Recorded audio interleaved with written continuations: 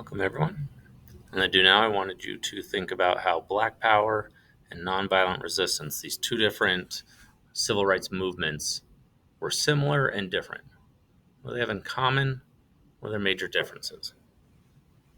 So you could have used these sentence stems, but you could have talked about how, while they both believed in equal rights and ending racism, they had very different ways of accomplishing that. Nonviolent resistance wanted integration, they wanted peaceful protest, they wanted all races working together to achieve this, whereas Black Power wanted empowerment for the African community. They wanted um, people to rise up and take equality and to not sit peacefully, but to defend themselves and be very assertive about it. And that once you've risen to equality, then you can integrate. So it's sort of different ideas on how to achieve equality. So our goal for today and tomorrow is to think about Martin Luther King and Malcolm X and try and determine sort of which approach do you think is better? Which one do you think would be more effective? Martin Luther King's nonviolence or Malcolm X's more black power? So, quick review of who these guys are. Martin Luther King grew up in a traditional sort of family setting.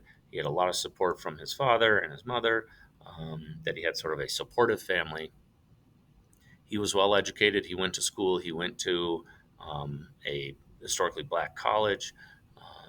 He was very much involved in his faith, his Christian faith.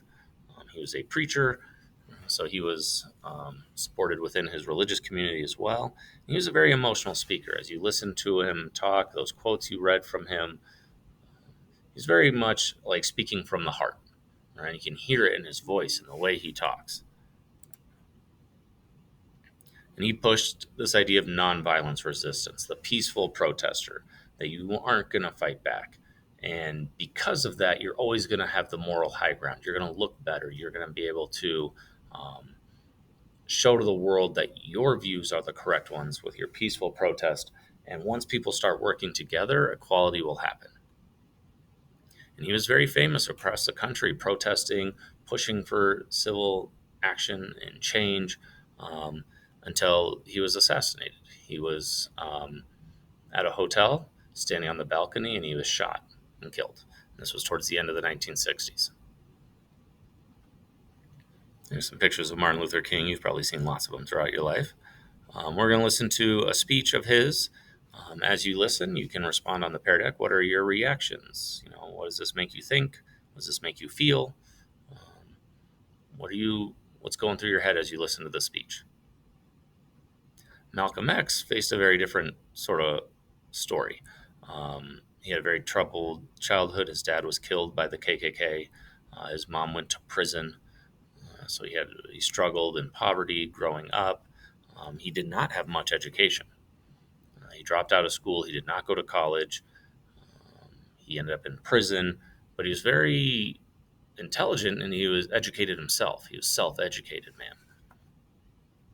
He converted to Islam, and this shaped a lot of his views on sort of a white Christian country like the United States and wanting to change things. This is when he dropped his last name of Little, which he believed to be a Christian slave name. And he put an X because he doesn't know his last name. He doesn't know his family heritage. It was taken from him when his family was enslaved and brought to the United States. He pushed Black Power. His group that he was part of was called the Nation of Islam. He was not an emotional speaker. He was more of a logical speaker. He was speaking from his brain. And you're going to see the way he talks. Not to say he doesn't get emotional. He does, but a lot of the way he talks and the way he tries to convince people is through logic. Fortunately, he was also assassinated. He was assassinated before Martin Luther King, but he was killed by his own group, the Nation of Islam, and the leader had lots of disagreements, and it got worse and worse to the point where they were criticizing each other publicly, and they ended up assassinating Malcolm X. Here's a very famous picture of him, which illustrates one of his big views of self-defense. All right, if anyone's coming after him, he is willing to defend himself if necessary. So we'll listen to his speech. Same thing. Respond. What are your thoughts? What does it make you feel? What's your reaction as he's talking?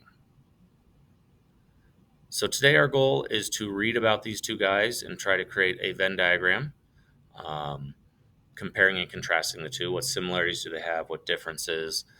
Um, with the goal of tomorrow, we're going to take the next step and try to think of like who's better at creating change. Whose approach do you think was better?